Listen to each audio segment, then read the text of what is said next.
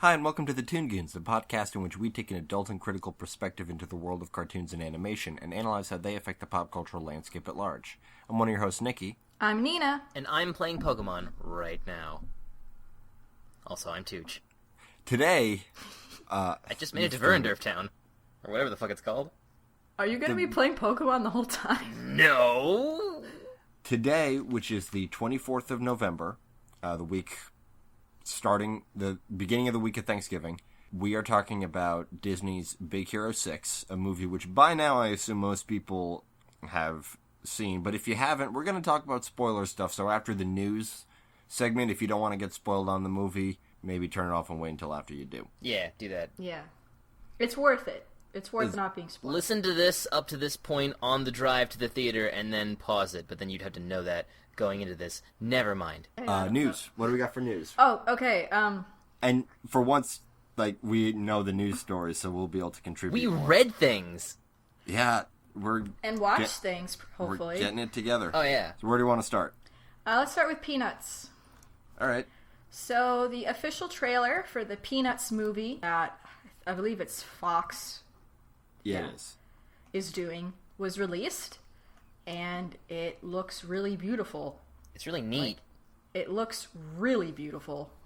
Because it was clearly boarded. It was clearly boarded like a classic Peanuts cartoon, and then the CGI just really rigidly stuck to that. It's so neat and weird. I love it. Yeah, I just like looking at it. We don't really know much of a plot, but we kind of don't really need one. It's the Peanuts gang big screen debut. Here's the plot. Charlie Brown is sad about something that he probably shouldn't be that upset about, Probably and then Christmas.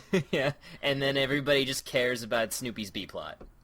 Yeah, it's going to be released next Christmas, so it'll probably be kind of Christmassy. Yeah. All that dropped was a teaser trailer, so there's not that much we can... So that's why we have to assume what the plot is, which, as we said, isn't too hard. Yeah. Yeah. This trailer was just, basically showing us what it's gonna look like. Which is amazing. Yeah. It's so beautiful looking. Because I know some people were sort of skeptical about how that would look transferred to CG. Mm-hmm. But it transfers really well. I don't know how they do it, but it's CG, but it's still flat. Yeah, man. Somehow. I don't know how. It kind of reminded me of Strong Bad's Cool Game for Attractive People, the way they kind of put the 3D elements on characters who were originally designed in 2D and still somehow managed to maintain a 2D-ish look to what is definitely 3D. It's also, similarly kind of chunky looking. Yeah, but, all their head shapes are the same and their profiles don't change, even though, their profiles would really not work in 3D. But somehow they work in 3D. Anytime Snoopy's face would go up, it would do the Snoopy up face, which looks nothing like the rest of his head. I'm assuming that's probably an animation trick, and his 3D head doesn't look like that if you point it up. Yeah, probably not. But I don't care, because you gotta have that. You gotta have that head shape. It's the law.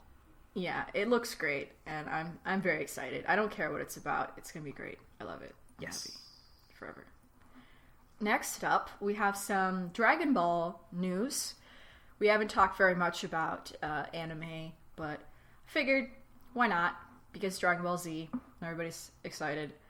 Because Frieza is returning in the 2015 movie that's coming out. Awesome. And it's gonna be... He's not directing it, but the concept and the character designs are all gonna be handled by Akira Toriyama himself. Yeah. Which he's only done, once or twice for some of the more recent ones? Yeah. Did he do the anniversary run, the anniversary one that just was? I forget. You know for a fact that I don't know that. Right. I don't know why I asked that. Just because, I didn't watch it, but from what I heard about it, it seemed the plot was just barely there, and, it seemed actually more comedic than anything. Just hey, this is a giant celebration, and, the credits... The credits had, stuff from the manga, so it just seemed less of a movie and more of, a... Dragon Ball Z is awesome. Yeah. I don't know. I mean, we know that Akira Toriyama is going to handle the concept screenplay and character designs, while the Dragon Ball Z animation director, Tadayoshi Yamamuro, is going to actually direct the movie. Okay, yeah, Akira Toriyama did do the screenplay for Battle of the Gods. Yeah. This movie is going to be called Dragon Ball Z Fukatsu no F, or Revival of F. The F stands for Frieza. Yeah, it's going to premiere in Japan April 18th, 2015. I'm hype. Yeah, that sounds fun. I might actually want to go see it, because if it has Frieza in it. Yeah. Frieza's fun. There are going to be new character designs, Sorbet and Tagoma, which we can see in this poster. Yeah. Not sure who's who. There's this weird, like... It does not matter, probably. Egyptian guy that I kind of dig that guy. That was the villain from Battle of the Gods. Okay, so I guess he's coming back. What's with Goku's almost Naruto leaf on his orange vest? What is that? What's going on with that? What did I miss in the last movie? What is that Gohan? What did you do to your hair? Gohan's always doing terrible things to its hair. Just the older Gohan gets, the more I hate him. You don't like Gohan? I love Gohan. I love Gohan up until like 12, and then he's just shut up, Gohan. Oh, I love Gohan. Okay. Gohan was my favorite character, and then he grew up, and I hate him. Do we know if the same guy's going to voice Frieza? Probably. Probably. I mean, I think they got the same at least guy in back Japanese for Kai. Yeah, they switched voice actors for Dragon Ball Kai in the dub. A better choice. They actually got a man to voice him, but he still sounds like a lady, which is the whole point. I've been watching Kai, and it sounds like Frieza. Yeah. So. Super cool. All right, so next, going to our struggling favorite animation studio, DreamWorks. They are seeking a new date for their 2015, that was supposed to be their 2015 film, Boo, Bureau of Otherworldly Operations. It was going to be released June 5th, 2015, but now it's not. Well, because I guess they don't want to, because I guess last time they had a summer movie, they were like, it was too much competition. So they want to find some sort of time where it's not as competitive, because that doesn't do so well for them.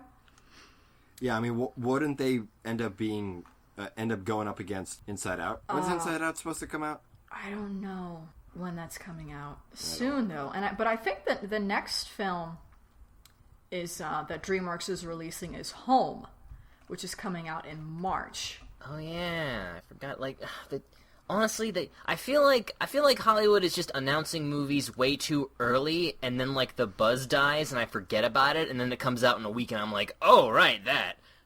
Yeah, like how that Annie movie has been promoted since the summer. Okay, actually, they've been showing trailers of that. Annie is the exception because it's been in every single film I've seen this year, so I'm sick of that. I can't forget Annie. I just want it to come out so they'll stop showing trailers. I don't care if it's bad or good. Just cut it out. I'm tired of seeing the same 10 jokes about Jamie Foxx being an awkward rich guy. But yeah, Boo, it's directed by Tom Wheeler and features the voices of Bill Murray and Melissa McCarthy. So I guess that's getting pushed back. Do you think Bill Murray just did a ghost-related film just out of spite for everybody who wanted him to be in Ghostbusters 3? I hope so. Probably. He likes fucking with people a lot. Yeah. Then we've got the results of the BAFTA awards, which we mentioned earlier, so we can now announce who won what. And probably most interestingly or most relevantly is that Adventure Time ended up winning for the international category. The BAFTA is a British award, so... Yeah. It's best show made somewhere else. Yeah. Channel of the Year was Cartoon Network. Animation was Obviously. Shaun the Sheep. Lego Movie was feature film. Unfortunately, Gumball didn't come away with anything. But Adventure Time won. It's weird because Gumball was nominated for 2 awards, but it didn't win anything. So Travesty. That's sad. And last but not least is a follow-up to the Strange Magic film we talked about last week. The trailer came out, and now my excitement for it has kind of disappeared.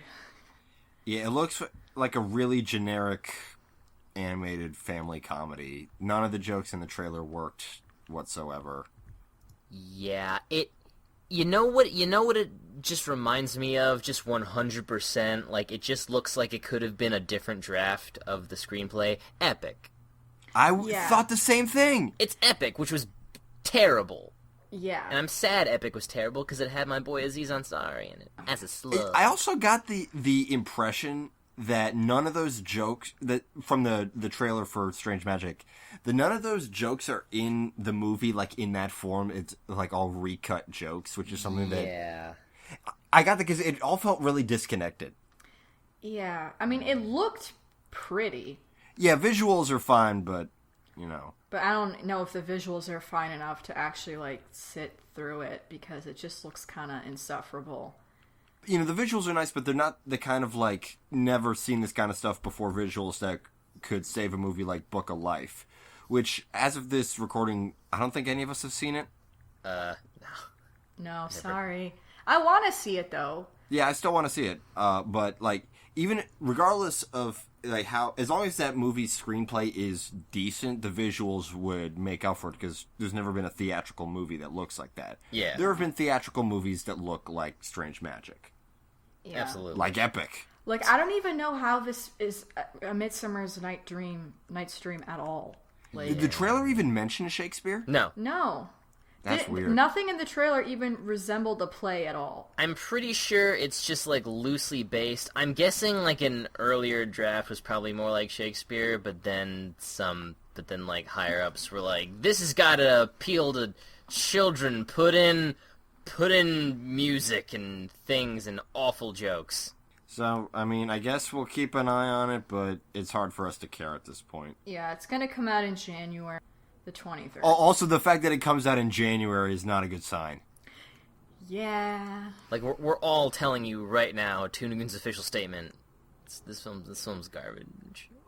Don't see it. Like, Yeah, it kind of reminds me of, like, the later Shreks, where it just sort of... unless you're, like, related to George Lucas and are obligated, don't go see this. I mean, that squirrel looks super fuzzy. Like, it looks really nice. I don't even remember the scroll. Also, the song choices seem annoying. Oh, yeah. Wild Thing? Nobody Nobody's cares. Nobody's listened to that song on purpose in 15 years. You only hear that song when you have one of those animated, like, greeting cards. That's like, or like those Valentine's fucking those dancing Valentine teddy bears where the whirring of the mechanism is louder than the awful garbled song coming out of its ass. Yeah. Yeah. Ugh. All So right. that's it. Oh, and one other thing related to shonen manga that's been around forever. One Piece and Hello Kitty are joining forces. Yeah! Yay! Toei Animation and Sanrio have reached an exclusive agreement that will unite their iconic properties of One Piece and Hello Kitty in a dynamic duo licensing program in Europe. Chopper, the character, is going to be mostly featured along with Hello Kitty herself, and it looks super cute. So if you like Hello Kitty and One Piece... Yeah, Chopper is basically the unofficial mascot because he's the most adorable character, and the show and manga's popularity like skyrocketed when they introduced him. So like, yeah, Chopper is the Hello Kitty of One Piece. Yes. Which is kind of the opposite of how stuff works in the United States. If you nakedly introduce a character just because they're cute, everybody sees through that and doesn't buy it. But I guess it works in Japan. Oh, it definitely works in Japan. I mean, Chopper also has the classic One Piece horrendously tragic and heartful backstory, so, you know. Yeah, if you didn't get this by our intonation and you thought we were, like, making fun of this news, no, we think it's great. I think it's awesome. I love it. So if you're a big One Piece and Hello Kitty fan, then this is your time to be alive. Seize it. You have one shot, one opportunity to get everything you ever wanted. Believe it. Okay. I thought that would work better.